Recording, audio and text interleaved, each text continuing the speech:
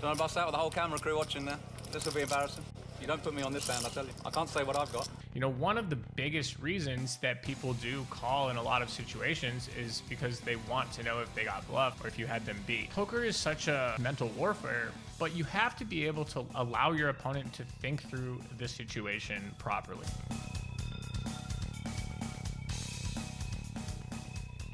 Today's hand is in the 2016 WSOP Main Event, and a friend of mine sent me this hand to review.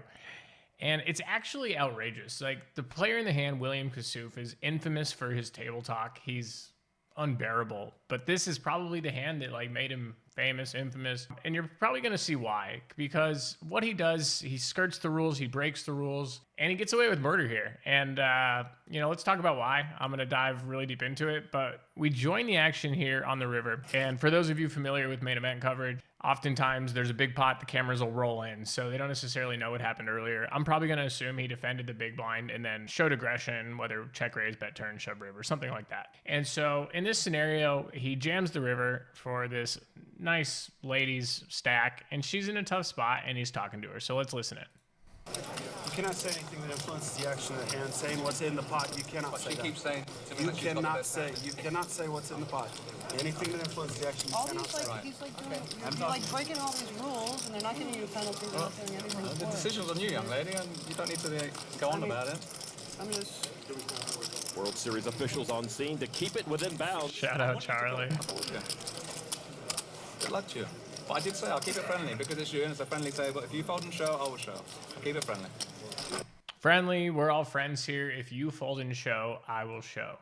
And so in that scenario, he really wants to satisfy this player's curiosity, regardless of whether she calls or folds.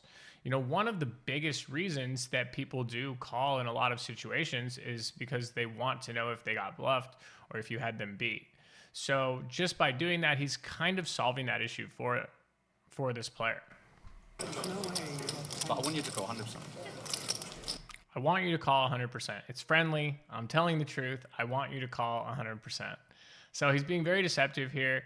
And it is something that's worth mentioning is fake live tells. And like, yes, this is talking. It is a live tell. It's a very slippery slope. In order to be effective at them, you really need to know what level your opponent's on because, you know, if he said certain things to me, I like to think that I would be able to know probably what he has in a hand. And so, you know, the fake live tells that you put out there for your opponent to pick up on need to be specifically targeted to what level you think they're on. That's why, like, I only talk in hands when I'm confident that I know how my opponent will perceive it.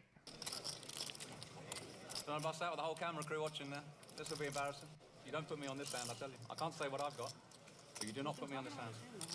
I'm not talking about my hand. How come his hand is still live when he? I'm just saying you don't put me on this hand. That's all. And now he's kind of like appealing to the embarrassment possibility, right? You don't want to bust out with the whole camera crew here. That to me, against someone of this caliber, this lady who I haven't really seen before, is probably just very genuinely trying to deceive her or dissuade her from calling. Action's on you. Yeah, I know, but Action's on you. Isn't the rule talk to influence action? You can't talk to influence action. he has. He's telling me he wants me I to will be call. having discussion with this gentleman after this hand is over. At this point, there's nothing that's out of line, but we will be having a talk. That's fine. All I said was I'll keep it friendly. If she So let's folded just- show, I will show. until I'll this keep it hand's friendly. over. That's it's a friendly table.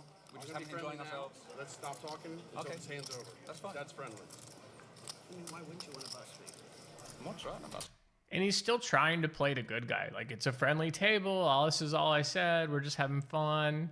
I'm not trying to bust you. Well, that part was kind of genuine since he's bluffing. But yeah, it's a little bit tricky. But here's the really interesting thing. I'm going to go back 5 seconds and see if you caught what Madison says. Hand's over. That's fine. That's friendly. I mean, why wouldn't you want to bust me? I'm not trying to bust you. Sir? Why wouldn't you want to bust me? So she kind of realizes now that maybe he's lying, right? But like one of the biggest things and the reason I'm opposed to this Kassouf style of antics at the table is that poker is such a mental warfare, but you have to be able to allow your opponent to think through the situation properly. And the fact that he's constantly almost berating her, it just doesn't really allow this player to think the hand through, which I think is extremely unfair. I'm not going to ask you again. Okay. Just 2 hands ago, these two had a similar showdown. Kassouf check shoved on the turn with a straight flush, talked up a storm, and Madison correctly folded a pair of aces. I said I'll show. I'll keep it friendly. You're going to show me a worse hand. What does that mean? I'm not, but This is your last warning. You're going to get a penalty. she comes talking to me. I said nothing. She's not talking to you She- personally. she She's just talked talking to me. out loud, okay? You will receive a penalty if another word comes out of your mouth until this hand is finished. Will's talk is fine until they tell him it's not. Now LaFleur says he cannot talk. Tournament director Jack Effel right on Kassouf's shoulder. See, like there, I hate that. The fact that they told him he couldn't talk and then he does a nonverbal gesture. He's just skirting the rules even more. Like, I don't think that's cool. He's, again, just trying to distract her from thinking about the hand properly, in my opinion. I'm going to handle this one. Thank you, sir. I need a lot of time here to make a decision. Will has put Stacy all in. Stacy has the best hand. Hey, Floor, how about a clock? We all have Stablemate Mitch Garsofsky has called the clock on Stacy. I hate this. The clock calling here. a long time already. You know, it's a big decision. All right, slow down. Usually I'm in favor of calling the clock, but she...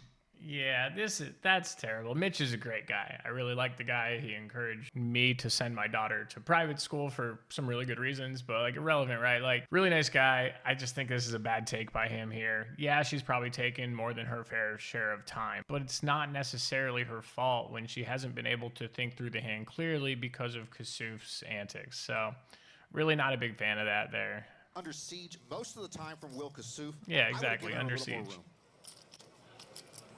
The floor person does have the authority to deny a clock request.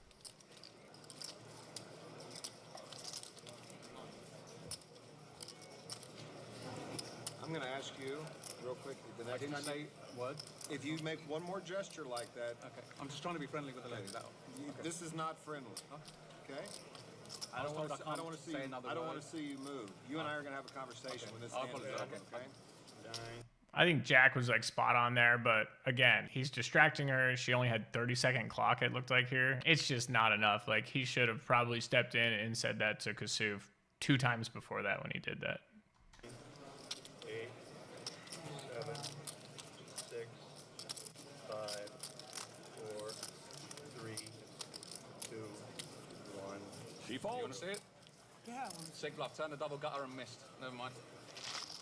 9 high like a boss. No heart.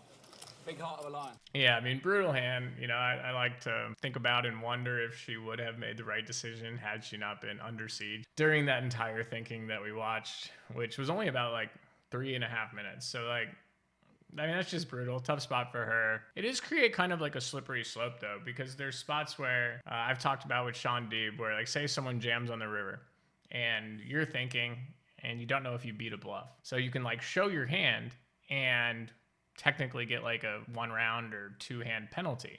But the information that you gain by getting your opponent's reaction to showing that hand would be more than worth it, right? So is it okay to bend the rules for your benefit when the penalty is less than the result? Like that's a 1,000,000 chip swing in the main event. That's massive. But he's probably went and got a penalty after that hand because he broke the rules. So I really don't know. Let me know if you think that is ethical or not to break the rules intentionally, get the penalty to benefit yourself because it's worth it. I don't know.